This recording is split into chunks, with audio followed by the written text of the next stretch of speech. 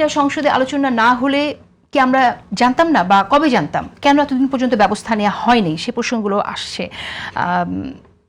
কেন হয়নি সেটা উত্তর দিতে না পারলেও অন্তত আপনারা এখন কি করছেন বা করবেন, এটা আসলে কত দূর পর্যন্ত ছড়িয়ে গেছে, এভাবে টাকা দেওয়ার সাথে কারা সম্পৃক্ত ছিল, তাদের বিরুদ্ধে আপনারা ব্যাংক ব্যবস্থা নেবে কিনা, আপনারা তদন্ত করবেন কিনা, সেটা জানতে চাইছি। না, আমি এখানে গোলাম মাওলানা রনির একটি বিষয়ে আমি একটু দ্বিমত পোষণ করি। উনি এক সংসদ সদস্য ছিলেন এবং খুব নাম করা সংসদ সদস্যই ছিলেন। তখন কিন্তু গোলাম মাওলানা রনির একটা আওয়াজ তুলতেন যে সংসদই হওয়া উচিত সকল কিছুর কেন্দ্রবিন্দু। এবং আপনি দেখবেন এই সংসদটা হতে, এবং আপনারা জানেন যে শেখ হাসিনার আমলে সংসদটাকে একটা রাবার স্টাম্পে পরিণত করা হয়েছিল। অর্থাৎ প্রাইম মিনিস্টার কি বলে ওইটার উপর সবাই তাকিয়ে থাকতেন, যে এইটা আমার বাইরে গেলে কিন্তু আর তাকে স্বাভাবিক থাকা যাবে না। কিন্তু আপনি দেখবেন 5 তারিখ এই যে এই সংসদ 12ই ফেব্রুয়ারি নির্বাচনের পর আমরা কিন্তু সংসদটাকে সকল আলোচনার কেন্দ্রবিন্দু করতে চাই, যার জন্য বিরোধী দল যেই প্রস্তাবে আনুক না কেন, আমি রনি ভাই এখানে বলতে পারবে কিনা আমি জানি না যে তাদের আমলে কোনো মুলতবি প্রস্তাব অ্যাকসেপ্ট হয়েছে কিনা, আই ডোন্ট নো। আমার জানা মতে, আমি যতটুকু দেখেছি হয়নি। কিন্তু দেখবেন এই মাত্র এটা দ্বিতীয় সেশন শুধু শুরু হলো আজকে 4 দিন, আর আগে 1 মাস 12 দিন মনে চলেছে। এর মধ্যে 2টা মুলতবি প্রস্তাব কিন্তু অ্যাকসেপ্ট হয়েছে সংসদে।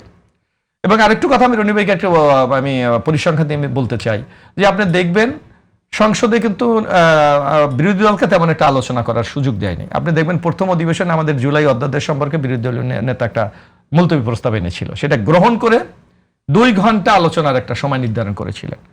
তাইলে আপনি তো জানেন যে সংসদে অ্যাকর্ডিং টু মেম্বারের সংখ্যা অনুসারে সময় নির্ধারণ করা হয়। এখন আমরা 212 জন আর তারা হলো 77 জন। ওই আলোচনা যদি আপনি দেখেন, নিচে পত্রপত্রিকা আপনি দেখেছেন যে জামাত জোট আলোচনা করেছে 1 ঘন্টা 17 মিনিট, 77 জন। তো ওরা যদি 77 জনে 1 ঘন্টা 17 মিনিট পায়, আমরা 212 জনে কত পাই? অথচ আমরা আলোচনা, আমাদেরকে সুযোগ দেওয়া হয়েছে মাত্র 1 ঘন্টা 1 মিনিট। অর্থাৎ এইটা দিয়ে আমি বুঝাতে চাই আমরা যে বিএনপি কতটুকু বিরোধী দলকে স্পেস দিতে চায়, কথা শুনতে চায়, জাতিকে বুঝাতে চায়। এবার আপনি দেখেন, শুধু তাই না, একটা বিদ্যুৎ নিয়ে একটা ক্রাইসিস হয়েছিল এই হঠাৎ করে মধ্য আমেরিকার যুদ্ধে। সেখানে একটা সংসদীয় কমিটি গঠন হয়েছিল, আপনি তো সংসদে ছিলেন এবং আপনার কণ্ঠটা তো খুব ভোকাল ছিল। সেখানেও ওরা 77 জন, আমরা 212 জন। অথচ দেখবেন আপনার পার্লামেন্টারি বোর্ডে কমিটি হয়েছে, সেটা অর্ধেক। তারাও 5 জন, আমরাও 5 জন। অর্থাৎ রনি ভাই যে কথাটি বলছেন যে এটা কেন সংসদে আলোচনা না, আমরা সংসদে আলোচনা করে জাতিকে আমরা জানাতে চাই, কারণ জাতির রিপ্রেজেন্টেটিভ হিসাবে কিন্তু সংসদ এখানে এসেছে এবং মানুষের প্রত্যাশা এই এমপিরা কি করে সেটা মানুষ জানতে চায়। তার জন্য দেখেন যখনই এই 2 পক্ষ আলোচনা হয়েছে, বিদ্যুতের কিন্তু ওই লাইন নাই আর পেট্রোল পাম্পে। অর্থাৎ মানুষ আশ্বস্ত হয়েছে যে এই সংকটটার সমাধান এখন হবে। তা আমরাও জাস্ট একটা জিনিসে চেয়েছিলাম, যেমন ইসলাম ব্যাংক নিয়ে আলোচনা সংসদে করতে চেয়েছে, আমরা কিন্তু সময় দিয়েছি। সেখানে কার দোষ কার কি, এটা কিন্তু জাতি বিচার করবে যে আসলে কারা এই ঘটনার সাথে সংশ্লিষ্ট। এবং যে কথাটি রহিমিয়া বলেছে যে, বা আপনিও বললেন যে তাহলে কি এই অবস্থা থেকে আমরা উত্তরণ করতে পারবো? অবশ্যই উত্তরণ করার জন্যই তো আমরা ম্যানেজমেন্টে পরিবর্তন আনার চেষ্টা করা হচ্ছে। কারণ আপনি স্বীকার করবেন যে এই যে 5টা ব্যাংকে একত্রিত করা হয়েছে, আমি মনে করি এর যদি কাউকে আগে আপনি দায়ী করেন, কি হয়েছে ব্যাংকের মধ্যে সেটা আলাদা জিনিস। এখন রনি ভাই আপনি ব্যবসা করেন, আপনি যদি আগেই বলে দেন যে এখানে যে ইনভেস্ট করবেন সে কিন্তু কোনো লাভ পাবেন না, তাহলে কেউ ইনভেস্ট করবে না? করবে না। অথচ আমরা দেখলাম আগের গভর্নর মনসুর সাহেব বলছে এই 5টা ব্যাংক এমন পর্যায়ে গিয়ে পুচ্ছে এটাকে টেনে আর তোলা যাবে না। এর মধ্যে যারা ওখানে ক্লায়েন্ট ছিল, গ্রাহক ছিল, সব টাকাগুলো তারা তুলে নিয়ে গেছে। আজকে একই অবস্থা আপনি দেখেন যে এই জামাত ইসলাম এই যে যখন 5টা ব্যাংক নিয়ে করলো, তারা তো এটা নিয়ে কোনো প্রশ্ন তুলে নেই।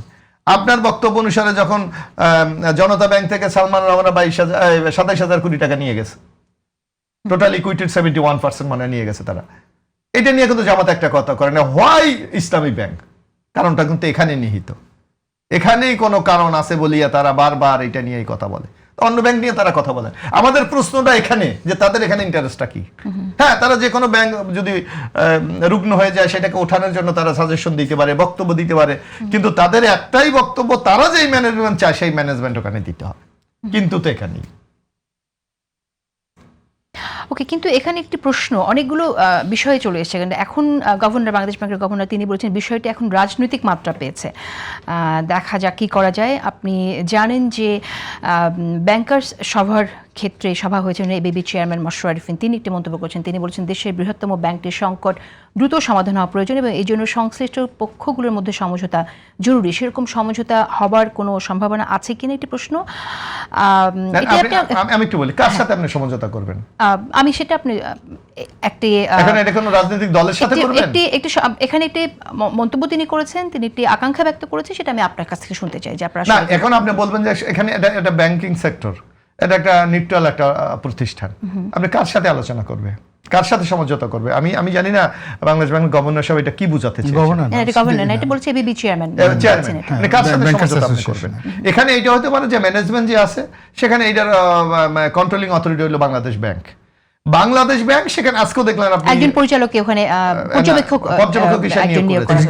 এখন এইটা হলো আমার মনে হয় যে আমরা এই সংকট থেকে উত্তরণের জন্য বাংলাদেশ ব্যাংক যদি ক্লোজ মনিটরিং করে এবং কি সংকটটা তৈরি হয়েছে এটা উত্তরণ করে যদি এগিয়ে নিয়ে যেতে পারে, আমার এখন যদি আপনি মনে করেন, কারণ এখানে আপনি ভালো করে জানেন যে একটি দলের মূল গ্রাহক বেশি, এখানে এটা অস্বীকার করার কোনো সুযোগ নেই জামাত ইসলাম। এখন তারা যদি পরিকল্পিতভাবে মনে করে যে না ব্যাংকটাকে আমি দুর্বল করে দেবো, তাহলে তাদের যদি আমানত প্রত্যাহার করে নেয় তাহলে তো একটা সংকট তৈরি হবেই।